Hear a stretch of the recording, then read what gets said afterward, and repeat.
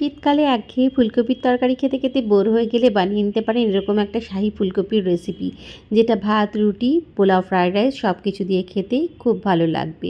চলুন দেখে নেওয়া যাক রেসিপিটা। এর জন্য প্রথমে একটা মশলা বানিয়ে নেবো। একটা ফ্রাইং প্যানে সাদা তেল দিয়ে পেঁয়াজ, আদা, রসুন কুচি করে নিয়ে, টমেটো কুচি আর সামান্য কাজু বাদাম একটুখানি নুন দিয়ে ভেজে নিয়ে ওটা ঠান্ডা করে পেস্ট করে নেব। তারপর কড়াইতে সাদা তেলেতে হলুদ গুঁড়ো, লঙ্কা গুঁড়ো দিয়ে ফুলকপিগুলোকে ভেজে নেব, ভেজে তুলে রাখবো। এরপর ওই তেলে দিয়ে দেবো গোটা গরম মশলা, তেজপাতা ফোড়ন, তারপরে দিয়ে দেবো যে মশলাটা পেস্ট করে রেখেছিলাম ওইটা।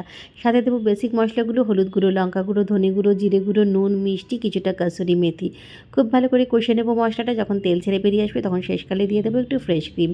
ব্যাস আর কিছু না, একটু নাড়াচাড়া করে নিয়েই দিয়ে দেবো এতে ভাজা ফুলকপিগুলো আর কিছুটা মটরশুঁটি। খুব ভালো করে মশলাটা মিশিয়ে নিয়ে সামান্য পরিমাণ গরম জল দিয়ে একটু 5-10 মিনিটের জন্য ঢেকে দিলে রেডি দারুণ স্বাদের শাহি ফুলকপি, যা সব কিছুর সাথেই অসাধারণ লাগবে।